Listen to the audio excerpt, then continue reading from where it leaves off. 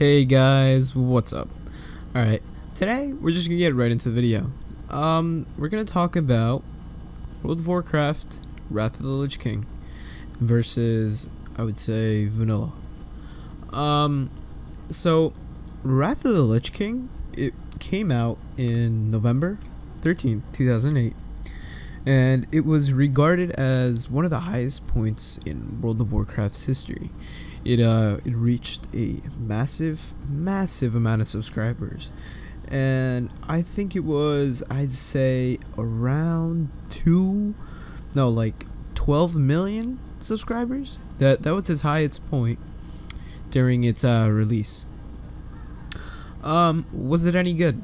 Yeah, it was. It was an incredible update. It was the second expansion released to World of Warcraft, so it had a lot of hype behind it. Many people started back in 2005 when that released, and before Wrath of the Lich King, the Burning Crusade did release, and it kept going, rising in subscribers continuously, and it didn't show any signs of slowing down. So Blizzard really had to capitalize on this and bring out much greater content that could suffice the people's want for either more zones, more mobs, more quests, because by this time the max level was 60, and a lot of people did reach that. Lots of hardcore players, lots of people who were committed to this game, and it was practically their lifestyle for the longest time. In regards to this, Blizzard raised the level cap up to 70, and so people can still feel fulfilled in their quest to really, for maybe to, I don't know, satisfy their hunger for wanting to be an achievement hunter, purely just wanting to play the game, loving the game, or, you know, the social aspect, which was a heavy focus on guilds. Lots of guilds were the main focus during this expansion, as well as with previous vanilla and Burning Crusade, and yeah, people could do that too. Another thing that was also added to this was the Death Knight class. The Death Knight class had 3 specializations. It had Blood, Frosted, and Holy, each one dedicated to its own thing, whether people wanted to main one of the 3. That was their choice, and it was up to them. And that was a nice class implementation, because before that point, the WoW community did not see any new classes being implemented into it. It was the basic, starting classes that were at launch. The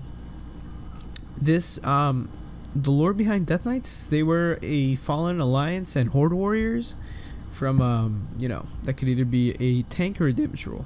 Nothing more than that, I would say. This also brought a new continent in the world of Azeroth. It brought a Northrend. Northrend was a very frost mountain based type of continent. It had lots of aspects to what the main focus was, which was the Lich King, and overall had a very dim and grim atmosphere. But I feel like that was a good twist for WoW players at the time, because it definitely garnered up even more hype with the cinematic that was brought alongside the expansion, and it was beautiful. The art style was beautiful, the weapons amazing. At this time too, though, this expansion had set an amazing record that had never been ever set by any other game or game company. It sold 2.8 million copies in 24 hours. This set the world record for the fastest PC game to sell ever. Well, that doesn't apply to 2018 standards anymore. I'd say Diablo 3, PUBG now, no, not Fortnite because it's free. PUBG, and I forgot what the other game were, but they're the fastest selling games of all time. But for the fastest ever selling game in one day, I'd think Diablo 3 holds that. I'm not too sure. I think it sold like 3.4 million in its first 24 hours. Don't quote me on that. Hopefully, probably around there. Not too sure. But yeah, this expansion, Wrath of the Lich King, amazing. It definitely set the standard for what people look back to as a nostalgic feeling. Like the amazing playstyle it had, the content, the uniqueness, and nothing on the market even came close to rivaling this. Any other MMO would just be conned or thrown away or seen as just simply copying World of Warcraft. And it goes to show how much of a impact it actually had on the gaming community.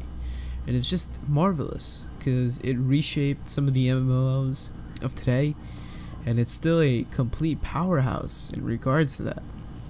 One of the most popular MMOs even up to this date. But let's go back in time a little. Let's go back to oh my god, a very, very tinted, nostalgic world of Azeroth. Back to vanilla itself, as you can see in the gameplay in the background. That is my level 6 rogue. And pardon me, but I gotta be honest, guys.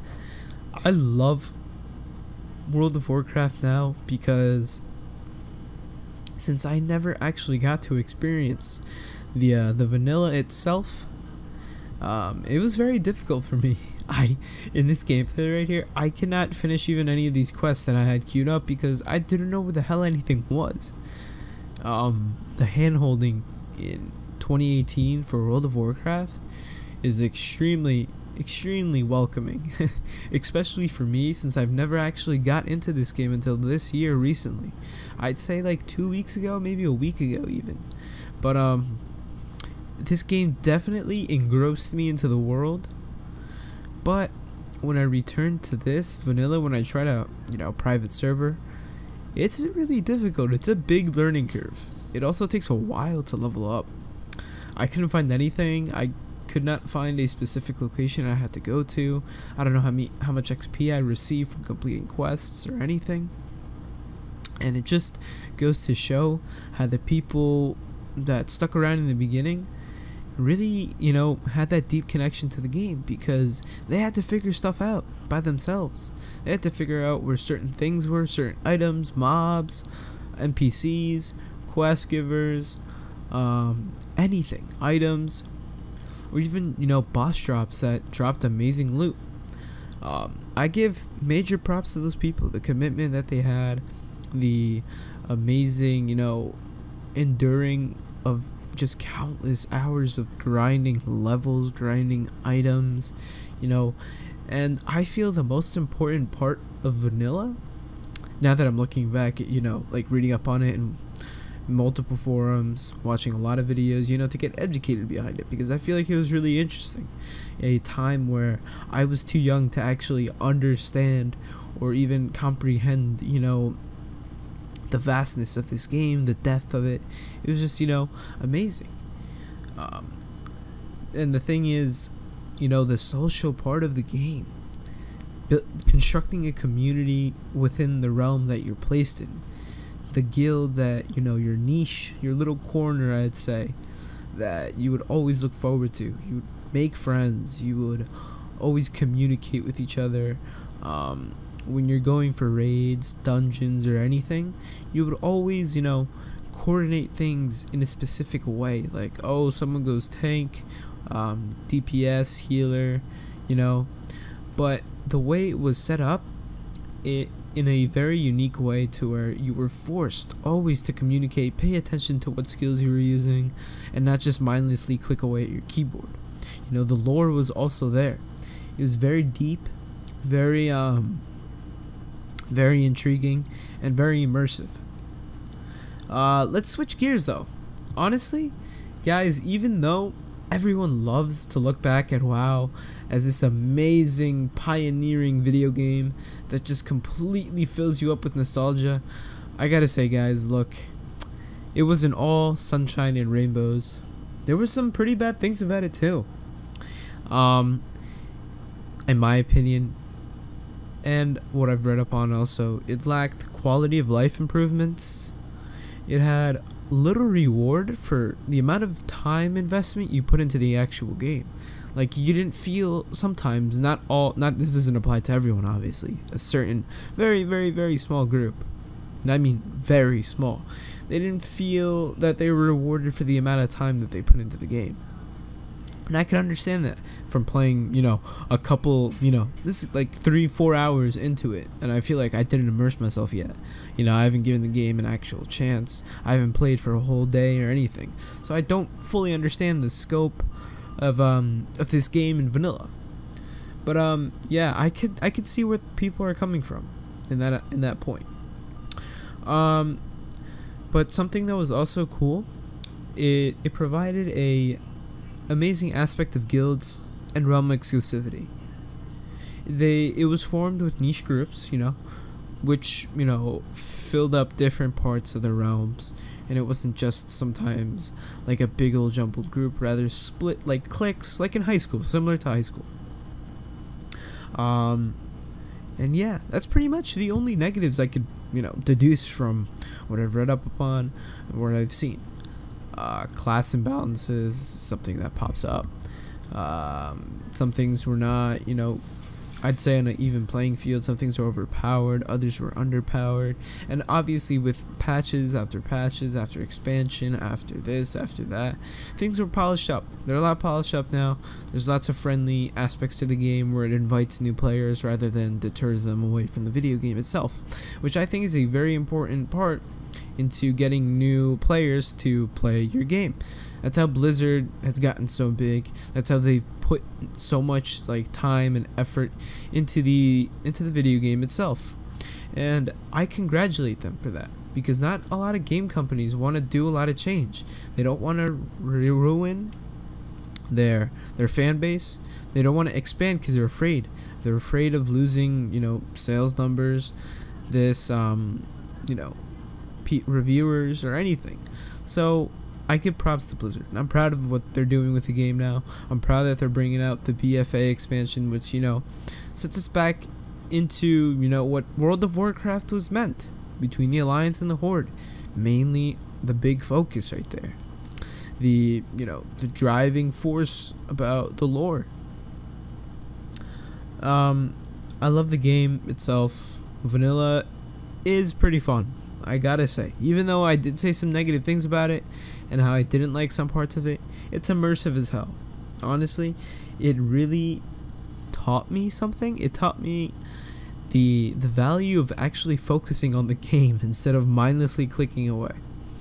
I had to remember certain locations. I have to find out specific NPCs and where they are.